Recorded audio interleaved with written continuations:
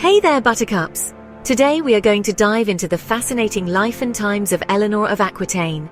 At separate times, she was the Queen of France and of England.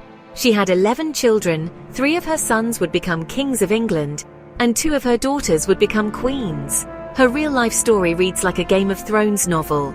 This video is part 1 of a 2-part series. So, let's get started. Eleanor was born circa 1124. She was the eldest child of William X, Duke of Aquitaine, and Eleanor de Châtellerault. Aquitaine was one of the wealthiest and most powerful vassal states within France at that time. Her early life in the culturally vibrant Aquitaine court, renowned for its liveliness and sophistication, contrasted sharply with the more austere courts of northern France and England.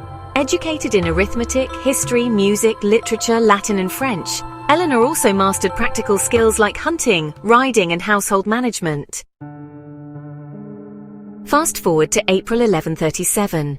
Paris buzzed with intrigue as King Louis VI, known as the Fat, lay mortally ill. His day took a dramatic turn when messengers arrived with news of Duke William X of Aquitaine's sudden death. The Duke's will named his barely teenage daughter Eleanor as heir to Aquitaine, the wealthiest province in France, and placed her under King Louis's guardianship until her marriage. Though feigning grief, Louis greedily rejoiced inwardly. Aquitaine's riches would soon bolster the French crown. Seizing the opportunity, he arranged for Eleanor to wed his son and heir, Prince Louis VII. Fearing kidnapping by rival nobles, King Louis sent 500 armed men to escort the barely teenaged Eleanor from Aquitaine to Paris. This union, however, would unravel spectacularly, reshaping European history. On July 25, 1137, just 4 months after her father's death, the 13-year-old Eleanor married the 17-year-old Louis VII in Bordeaux Cathedral. The match was ill-fated from the start. Louis, originally destined for monastic life, but had become heir after his brother Philip's tragic death, caused by his horse tripping over a wild boar. Sheltered and devout, the monastery-educated Prince Louis contrasted sharply with Eleanor, a spirited noblewoman raised in Aquitaine's vibrant cultured court. Her grandfather, Duke William IX, was a renowned troubadour. Eleanor herself was educated, outspoken, and steeped in the South's affectionate traditions. When King Louis VI died days after the wedding, the mismatched teenagers became King and Queen of France. Eleanor, now Europe's most powerful woman, struggled in Paris's austere court. Clashes with her mother-in-law and Louis's pious advisors ensued. Worse, the couple faced mounting pressure to produce a male heir. Eleanor suffered at least 1 miscarriage, and their first surviving child, Marie, born in 1145, was a daughter, a disappointment in a realm demanding sons. As a side note, later in life, Marie would become Countess of Champagne when she married Henry I, the Count of Champagne. In 1141, tensions escalated between King Louis and the Pope when King Louis defied the Pope over an archbishop's appointment, which eventually led to his and Eleanor's excommunication from the church. Eleanor's attempt to broker a marriage alliance for her sister Petronilla further inflamed tensions. Petronilla had accompanied her sister Eleanor to the French court, where she met Count Raoul I of Vermandois, who was a married man and a cousin to her sister's husband. Count Raoul repudiated his wife and married Petronilla. However, the problem was, Petronilla was betrothed to Theobald II, the Count of Champagne. Theobald was also sheltering the Pope's choice for the Archbishop of Bourges. Hostilities between all parties involved lead to war with Champagne. Talk about political intrigue and complications. I did tell you that Eleanor's story reads like a Game of Thrones novel, and we are just getting started. In 1145, towards the end of the 2-year war with Champagne, disaster struck when King Louis's troops burned down not only the town of Vitry-en-Perthois, but also its church that was sheltering 1,500 civilians who died in the flames. King Louis removed his armies from Champagne and returned its lands back to Count Theobald. King Louis also accepted Pope's choice for the Archbishop of Bourges, and he shunned Raoul and Petronilla from the French court. Haunted by guilt, King Louis sought redemption by joining the Second Crusade, which took place between 1147 and 1149, answering the Pope's call to reclaim Edessa from the Seljuk Turks. Queen Eleanor accompanied him, leading Aquitaine's forces. a rare moment of medieval female leadership. The Crusade proved catastrophic. During the Crusade, King Louis argued with the Holy Roman Emperor and the Byzantine Emperor. He also insisted on acting like a pilgrim during the journey, which included vows of chastity, which then caused further trouble in his marriage with Eleanor. On their way to Antioch, while Queen Eleanor's troops were able to move ahead unmolested, King Louis's troops were meant to be the rearguard and protect the supply lines. However, King Louis's troops were ambushed by Turkish archers near Laodicea.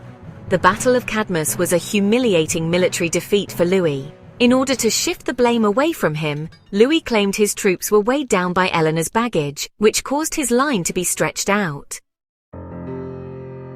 The Principality of Antioch was ruled by Raymond of Poitiers, who was the son of Duke William IX, the troubadour, making Raymond Eleanor's uncle. In order to retake Edessa, Raymond and Eleanor wanted to attack Aleppo. However, instead Louis wanted to go on pilgrimage to Jerusalem, dragging his unwilling wife with him. So strategic disputes, Louis's aloofness, and rumors of Eleanor's closeness to her uncle Raymond of Antioch fractured their marriage. After Louis's refusal to support Raymond, Eleanor demanded an annulment, citing consanguinity. On their way home, on a subsequent visit to the Pope, Eleanor again asked for an annulment. Instead, the Pope offered marriage counseling and famously urged them to share a lavishly decorated bed. They produced another daughter, Alix, sealing their fate. By 1152, with no male heir and Aquitaine still under her control, Eleanor secured an annulment. The terms of the annulment cost her the custody of her daughters, but freed her to reclaim her duchy. The annulment reshaped medieval geopolitics. At age 28, she remained one of Europe's most eligible heirs. In 1152, Eleanor of Aquitaine, newly divorced from King Louis VII of France, embarked on a perilous journey home to her duchy. As Europe's most eligible heiress, she faced the threat of abduction by nobles eager to seize her lands through forced marriage, a practice known as rapouillet abductie. Yet Eleanor, ever strategic, evaded ambushes and sent a daring proposal to Henry Plantagenet, Duke of Normandy, a man she had met only once. Charismatic and ambitious, Henry was 11 years her junior. Within weeks, the two married, defying King Louis VII and igniting a political firestorm. This union would reshape medieval Europe, forging an empire and a dynasty, but also sowing seeds of betrayal and rebellion. Henry would become the future King Henry II of England. Their union merged Aquitaine with Henry's vast territories, creating the Angevin Empire, setting the stage for Eleanor's next act, Queen of England and Mother to Kings. Eleanor's divorce from Louis VII had been fraught. After 15 years of marriage produced only daughters, Louis prioritized securing a male heir over retaining Aquitaine. Eleanor reclaimed her ancestral lands but faced immediate danger. Her swift marriage to Henry was both a love match and a power play. Henry, already Duke of Normandy, held claims to England through his mother, Empress Matilda, whose disputed succession had plunged England into civil war, known as the Anarchy. The union merged Aquitaine with Normandy, creating a formidable bloc. Louis VII, once Henry's ally, was outraged. The marriage violated feudal loyalty and church law. Henry and Eleanor were closer cousins than she and Louis had been, yet Henry's ambition proved unstoppable. Months later, Eleanor was pregnant, and she gave birth to her first son, William. Then fate intervened in 1153. King Stephen of England's heir died suddenly, clearing Henry's path to the throne. By October 1154, after the passing of King Stephen, Henry and Eleanor were crowned King and Queen of England. While she was crowned, Eleanor was already pregnant with her second son, Henry the Young. Their marriage united their territories into the Angevin Empire, a realm stretching from Scotland to the Pyrenees. Eleanor's life as Henry's queen was marked by relentless productivity. Between 1153 and 1167, she bore 8 children, 7 of which would survive to adulthood, including 5 sons.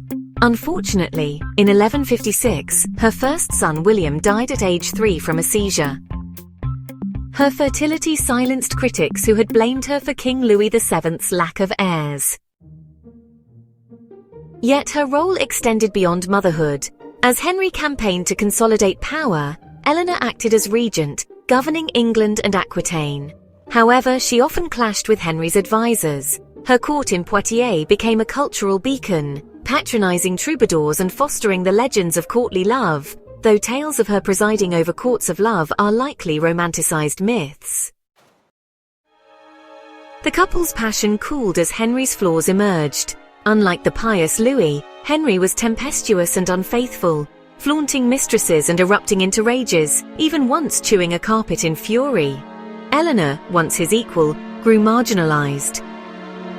In 1168, she retreated to Aquitaine, establishing an independent court with her favorite son Richard. Richard was Henry's and Eleanor's third son and fourth child. Spoiler alert, Richard would grow up to be the legendary King Richard the Lionheart. Thomas Beckett served as Lord Chancellor from 1155 to 1162 and was King Henry's friend. Through his influence, Henry was able to get Thomas appointed as the Archbishop of Canterbury. However, the two soon clashed when Thomas sided with the church over many issues. In 1170, 4 knights overheard Henry ranting in rage over Thomas and promptly left and murdered Thomas. The rift between Henry and Eleanor deepened as Henry hoarded power, refusing to grant their sons real authority. During this time, Henry and Eleanor had 4 living sons: Henry the Young, Richard I, Geoffrey II, and John. John, their youngest son, seemed to be always dealt with unfairly. In other words, he always got the proverbial short end of the stick. Henry the Young was named co-monarch in 1169, though his father hardly gave him any real power or authority. As a side note, Henry was also known as Henry the Young King. He was married to Margaret of France, the daughter of Eleanor's ex-husband, King Louis VII of France. Richard was named Duke of Aquitaine. Geoffrey was named Duke of Brittany. John was given nothing, which earned him the nickname Lackland. To remedy the situation, King Henry's decision to give 3 castles meant for his heir, young Henry, to his youngest son John Lackland sparked a rebellion. In 1173, young Henry, Richard and Geoffrey, Eleanor's 4th son and 5th child with Henry, allied with King Louis VII, Eleanor's ex-husband, against their father. Eleanor, though her direct role is unclear, likely encouraged her sons. When Henry demanded her support, she refused. Captured fleeing in disguise, Eleanor was imprisoned for 16 years while Henry crushed the revolt. The conflict exposed the Angevin Empire's fragility. Henry's iron-fisted rule had alienated even his family. Thus ends part 1 of our look into the life of Game of Thrones-like Queen Eleanor of Aquitaine. In part 2, we will discuss the rest of her storied life. Eleanor's divorce from King Louis VII of France marked more than a personal liberation. It reshaped medieval geopolitics. Her subsequent marriage to Henry II birthed a dynasty that included Richard the Lionheart and John of England. Though her later life brought imprisonment and rebellion, Eleanor's resilience and political acumen cemented her as a towering figure of the Middle Ages, a woman who defied constraints to wield power in a world dominated by men, leaving an indelible mark on history. Eleanor's story is one of audacity and resilience. In 2.5 years, she transformed from a discarded queen to a monarch shaping empires. Her marriages, first to a king then to a conqueror, highlighted medieval women's precarious power, yet she navigated it masterfully. Though her later years were marked by confinement, her legacy endured through her children: Richard the Lionheart, the chivalric hero; John, the infamous signer of Magna Carta; and 2 daughters who became queens of Castile and Sicily. Thank you for watching. Hope you found this video informative and entertaining. Please subscribe, like, share, and comment. We do like to know and hear your feedback. And if you have the means, please consider supporting us on Patreon, where you can get early access to our videos, and where we post bonus material. Till next time, this is Geeky Tidbits saying cheers and have a good day.